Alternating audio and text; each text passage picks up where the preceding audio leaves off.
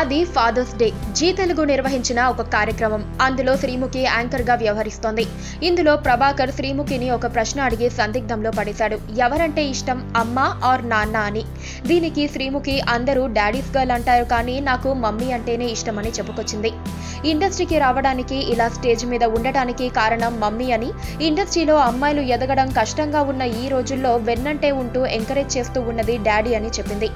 ఈ కార్యక్రమంలో జీ తెలుగు వాళ్ళు ప్రత్యేకంగా శ్రీముఖి వాళ్ళ తండ్రితో మాట్లాడించి షోలో ప్లే చేయించడం శ్రీముఖికి సర్ప్రైజింగ్ గా నిలిచింది.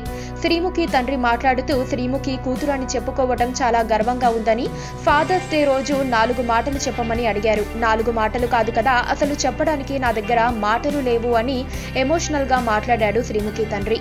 నువ్వు నాకు పుట్టడమే గొప్ప వరం అని, ఎక్కడికెళ్ళినా శ్రీముఖి మీ పాపది ఈ షో, ఆ షో అని అడగడం దీనికి మించిన హ్యాపీనెస్ ఇంకొకటి లేదని, ఇప్పుడు నేనొక సెలబ్రిటీని అని, మీరు శ్రీముఖి ఫాదర్ కదా, ఒక సెల్ఫీ అని అడుగుతారని కన్నీటితో చెప్పగానే ఇక శ్రీముఖి కూడా కన్నీరుని ఆపుకోలేకపోయింది. శ్రీముఖి బహుశా ఈ షోలోనే ఇంతలా ఎమోషన్ అయ్యి కన్నీరు పెట్టుకోవడంతో అక్కడున్న ప్రభాకర్ దగ్గరకు తీసుకుని ఓదార్చడం చాలా మందికి కన్నీరు తెప్పించింది.